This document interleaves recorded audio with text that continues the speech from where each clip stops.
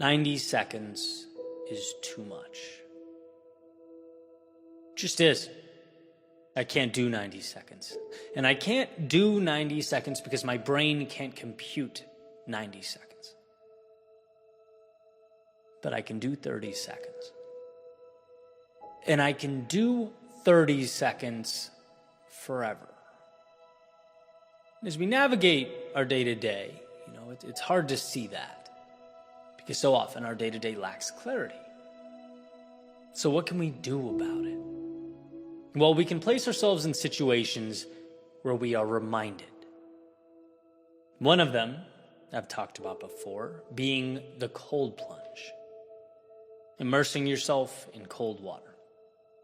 Well, sure, there are health benefits, some of which are debated and disputed, but I certainly notice value in that department. But to me, that's not the biggest value add. Not even close.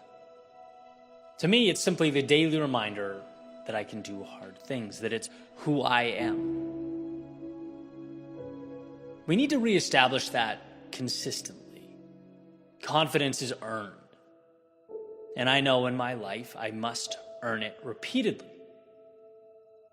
And when I'm immersed in the cold and shivering, there's always a point in my mind, however brief, that I'm thinking, I want out now. The other day, I was at this point, looked at my watch, 90 seconds left. And that day, in that moment, it felt like an eternity. Just too much. And those of you who are endurance athletes, for example, you know that when your body's operating at max capacity, you're suffering, you're exhausted. 90 seconds is truly a lifetime. When you look at it like that, it's too much discomfort for a minute and a half. Your heart starts beating, your mind starts worrying, right?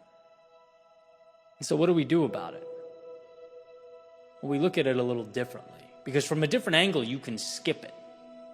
You can do 30 seconds. The brain can grasp and digest 30 seconds. You can do anything for 30 seconds.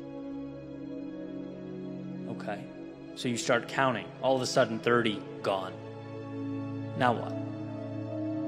Well, you just did 30. You see how quick that went? Do another 30. Okay, done. Just like that. Now what? 30 more. But this is the last 30. You don't even feel anything on the last 30, right? Come on, adrenaline's going. You can feel the finish line. This is free time. This is a gift. This is cruise control. And now, done. You didn't have to do 90 seconds. You only had to do 3 by 30. And anyone saying, come on, man, that's the same thing. Yeah, it's the same when you're not under duress. But it's a miracle when you are. So why is running life? Why is cold plunging life? Why is putting your body through stress or difficulty life? Because you remember that life is taking big, difficult, seemingly complex things and breaking them down into manageable tasks. That is life. The pieces are always manageable. Now, the monster we allow the pieces to become when we stack them up and give them an invisible face, that's not so manageable. That's self-sabotage. And so to arm yourself with the understanding that all big things must be broken down is to green light the extraordinary.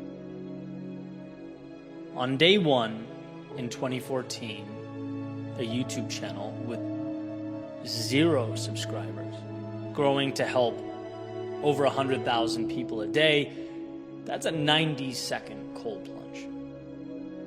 That's unfathomable, unthinkable, impossible.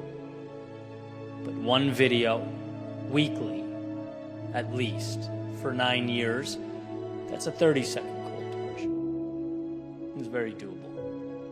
Standing in front of the mirror, practicing storytelling and speaking, it's 30 seconds in cold water. Reaching out to others to learn, to get better, 30 seconds in cold water. It's like you look back and you see that you endured that 90-second plunge simply by breaking it down. That's all growth is. That's all evolution is. Finding the smallest piece possible and making it actionable. And then watching that transform, multiply, compound over time.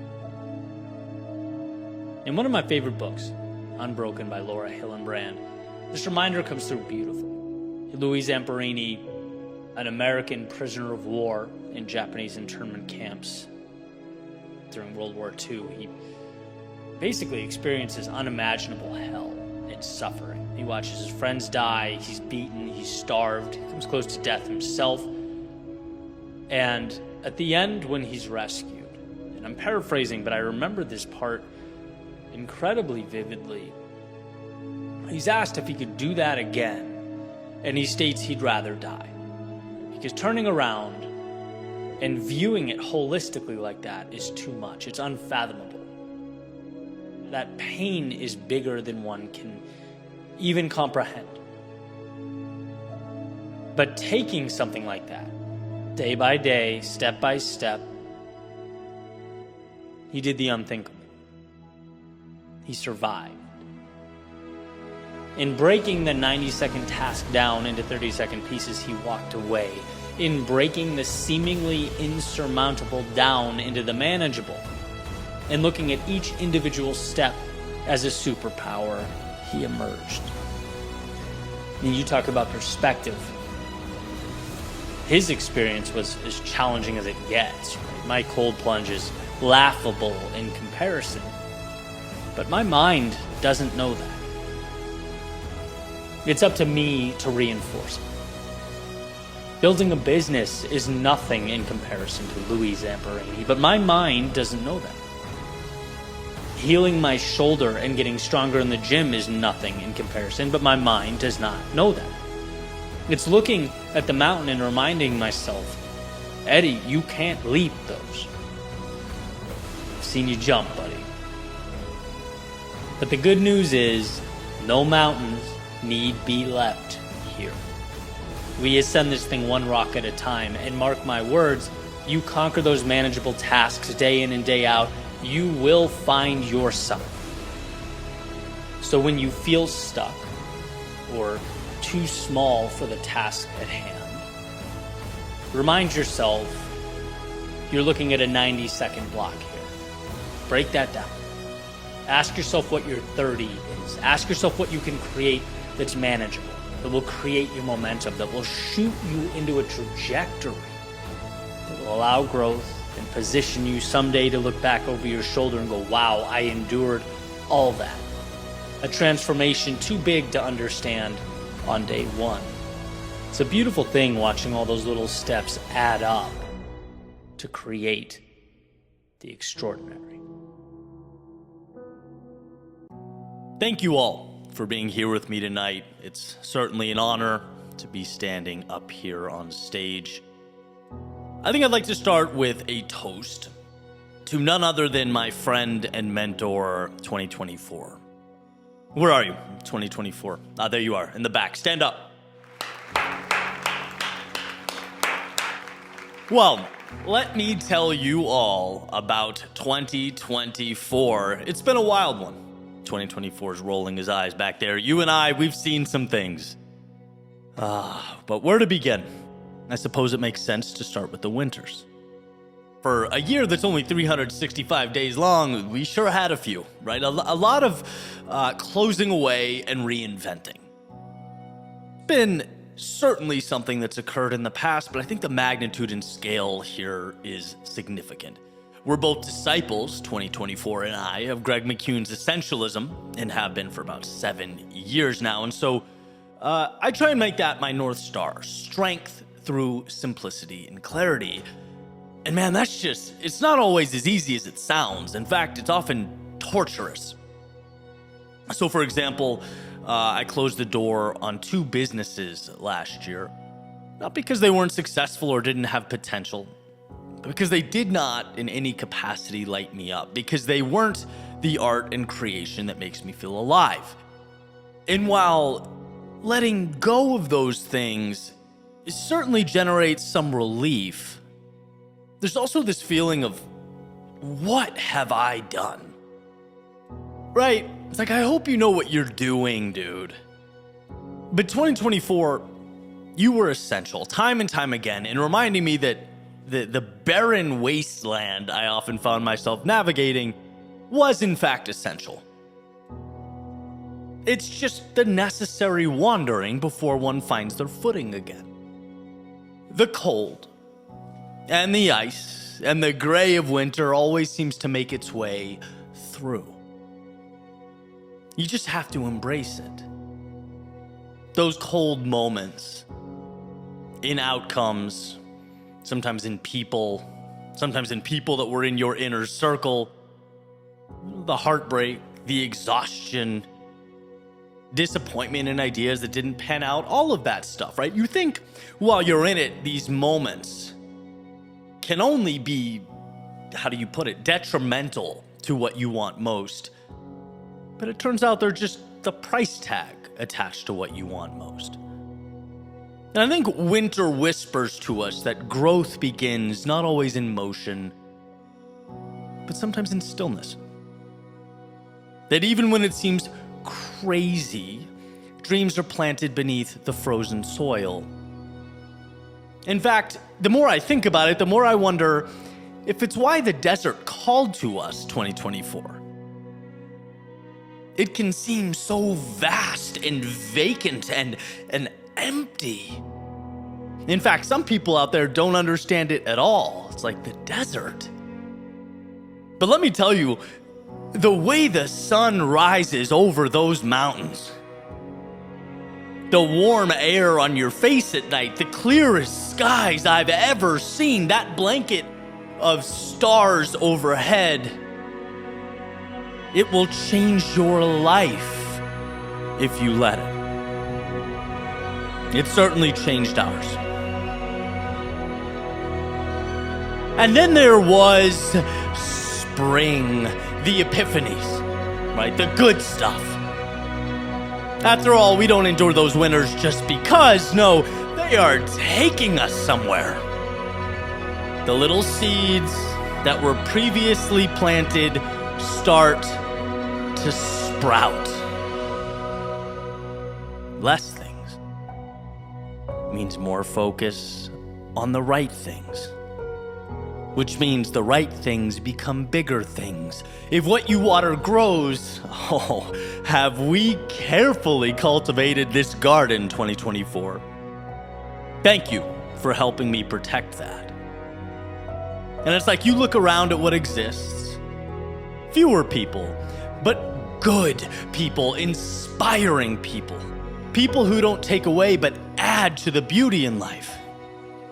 You look around at a world where you're not trying to emulate some other style or approach to success, but are so all in on yours that you double and triple down.